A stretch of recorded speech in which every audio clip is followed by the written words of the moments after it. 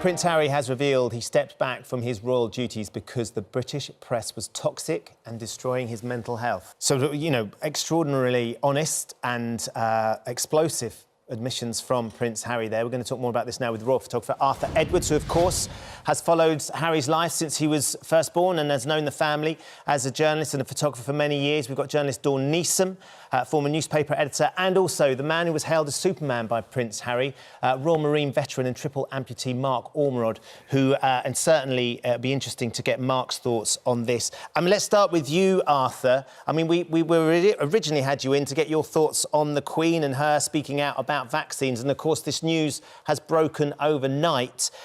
You know Harry and you've known him for many years. Does it surprise you that he's taken this step? Well, it does surprise me, actually, because I don't know where the toxics come from, because when I worked with him all those years here, he engaged with the media. We used to have a drink on every tour. We used to go to a pub and he'd get everything off his chest and you get everything off your chest. And it's only when he met Meghan that stopped. He never interacted with us again. I mean, we asked several times to meet Meghan, but it never happened. Do you think maybe he felt protective of her? You know, that in a way that you do change from being a young lad, soldier, you know, you change, don't you, when you're suddenly a husband and father? Was it a sense of protecting them, do you think? Well, William didn't. I mean, when William got engaged to Catherine, we all met Catherine.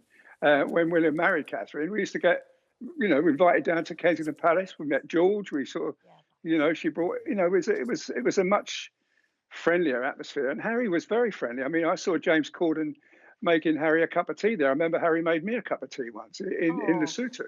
He was a very, very great guy. And I just wonder what's got into his head, because, you know, I mean, I don't see where people have been toxic and made him mentally unwell, because, you know, it hadn't affected his brother, hadn't affected his father. They've been through the same, and they cope very well. They didn't run off to Los Angeles or Australia or anywhere like that. Well, let's talk to Dawn Neesom about this. Dawn, obviously, you're a journalist yourself, a former newspaper editor. So, you know, he's talking very candidly and openly about that toxicity that he faced from the British press. It was destroying his mental health. What are your thoughts? Do you feel that there is a responsibility from what the press has done and how they've depicted the relationship between him and Meghan? Well, to be honest with you, I sort of disagree with Arthur, because I'm not surprised that Harry has given this interview, because what they are now is they're Hollywood stars rather than dedicating their life to royal service. The toxicity of the press, it wasn't there at the beginning. We loved Meghan. We welcomed Meghan. She was a breath of fresh air, Ben. She was so different. She wasn't weighty Katie. She was independent. She was feisty. She had her own opinions. So we wanted to welcome this bright, beautiful young woman. And it just went, it went wrong when they started lecturing us and telling us how to live our lives from a position of incredible privilege. And I think that is where Harry has lost the plot in a way. Look, I'm not belittling the mental health issue in any way, shape or form. And we all know the British press have not been perfect over the years. But I do think, you know, interviews with James Corden and Oprah Winfrey and, you know, the baby announcement with that very, very publicity-hungry photo, this isn't a way of protecting your mental health and protecting your family from the press, whether it's here or in America. Well, Mark Ormrod was hailed as Superman by Prince Harry, knows him very well. Mark, what do you make of this interview? What do you make of the Harry that you know and what you're seeing there? What were your thoughts? You know, I'm no expert on any of this. You know, I don't watch a lot of news, if I'm being honest. But like you said, I've met Harry numerous times over the years, with the cameras and without them. And what I'll say is he is a genuinely nice guy. He genuinely cares. He was there on the front line with us, you know, fighting in combat, in war zones. And then he was there after to support us as well when we were wounded, injured or sick. I have, and I always will have, the utmost respect for him. And I think he's just got to do what's right for him and his family, because he is now a father and he is a husband.